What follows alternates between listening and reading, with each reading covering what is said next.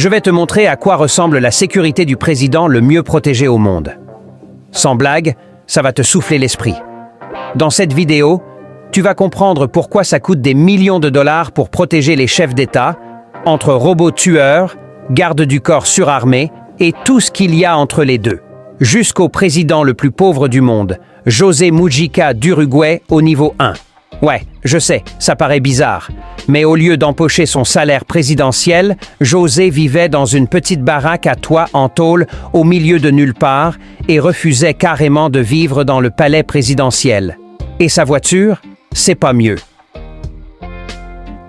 Le mec roulait littéralement dans une vieille Volkswagen coccinelle de 1987, quasi sans sécurité. Et ça, c'était juste le niveau 1. À chaque niveau, la sécurité devient de plus en plus intense jusqu'à arriver au président le plus protégé de la planète, au niveau 10.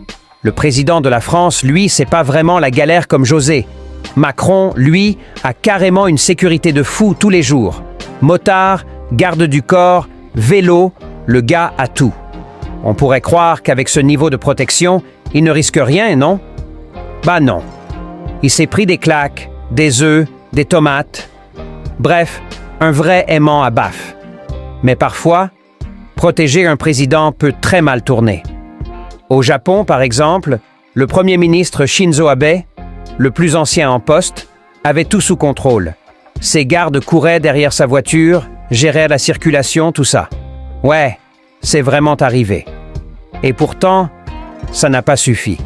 En plein discours en 2022, boum, il a été pris pour cible. Mais le président Rodrigo Duterte des Philippines, lui, savait à quoi s'attendre. Connu comme le Punisher, il était impitoyable. Mais tu ne devinerais jamais ça en voyant ses déplacements. En gros, son convoi ressemblait plus à une virée entre potes qu'à une équipe tactique. Il était fan de moto et se baladait dans les rues de Davao City avec ses potes. Mais derrière son tricycle, j'avais jamais vu autant de renforts. Et ses mesures de sécurité allaient encore plus loin.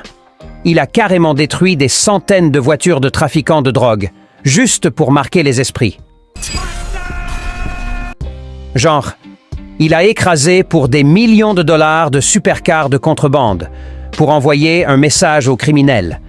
Mais aussi fou que ça puisse paraître, c'est rien comparé à ce que fait le président d'Égypte. Alors que la plupart des chefs d'État montrent la puissance de leur pays avec des armes nucléaires, des tanks ou des convois militaires, Abdel Fattah al-Sisi, lui, le fait avec de l'huile pour bébé?